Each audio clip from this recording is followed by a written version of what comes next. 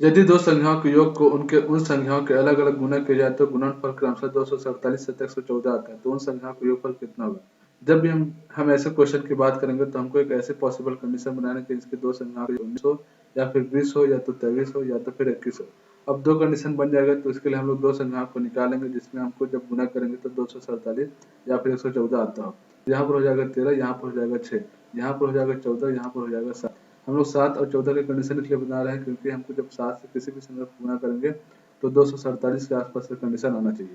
तो यहाँ पर 23 के लिए हो जाएगा 9, यहाँ पर हो जाएगा 12, यहाँ पर हो जाएगा 7, यहाँ पर हो जाएगा 14। अब देखते हैं कि 7 कम 7 और 7 दूनी 14। तो यहाँ पर कोई पॉसिबल कंडीशन नहीं है, तो ये वाला हमारा ऑप्शन गलत हो जाएगा। इसके लिए देखते हैं 7 कम 7 मतलब 20 गुनी 7 करते तो ये हो जाएगा 0। ठीक, 7 दूनी 14, तो इसके लिए भी कोई पॉसिबल कंडीशन नहीं, तो बी वाला आंसर भी गलत हो जाएगा। इसी तरीके से 23 गुणित 9 करते हैं तो यहाँ पे कितना 9 3 27 के साथ 8 2 9 दूनी 18 2 21 तो 217 आ रहा है, तो ये वाला पॉसिबल कंडीशन नहीं है।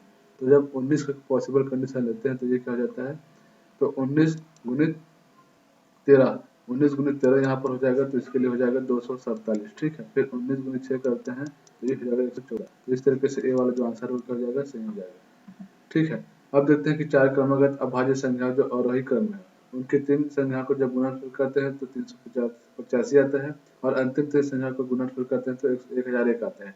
देखते हैं मान लो बात अगर 5, 7, 11 और 13 का कंडीशन बनाते हैं तो पहले वाले तीन संख्या का गुणनफल कितना हो जाएगा 77 गुणित 5 मतलब 7 पंचे 35 का 5 और 3 और 5 7 35 और 3 38।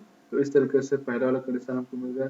फिर लास्ट के तीन कंडीशन लेते हैं जिसमें 77 गुणित 13 हो तो 70 गुणित 13 हो जाएगा तो 13 से 93 का एक हासिल 9 तो 13 से 93 और 9 कितना हो जाएगा 1001। ठीक है, तो इस तरीके से लास्ट वाले जो संख्या हो जाएगा 13।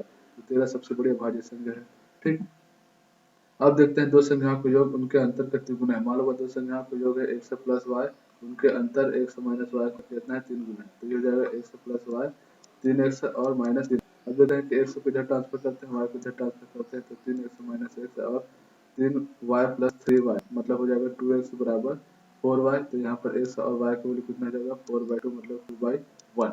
तो इस तरीके से दोनों अनुपात एक में आ जाएगा। ठीक है, अब देखते हैं दो संख्याओं का योग 77 है और उनका अनुपात 6x है, 6 और 5 है, तो उनका अंतर निकालते हैं। तो दो संख्याओं का योग पहले से दिया है, अब उनका जब अनुपात निकालते हैं तो 6 और 5 आता है, तो मतलब 6x मान लेते हैं और इसको 5x मान लेते हैं, दोनों को जोड़ते हैं तो 11 से हो जाता है। अब 77 को यहाँ पर 11 से डिवाइड भाग करते हैं। ठीक है, 11 से भाग करते हैं तो ये हो जाएगा 7, तो x को आ जाएगा 7।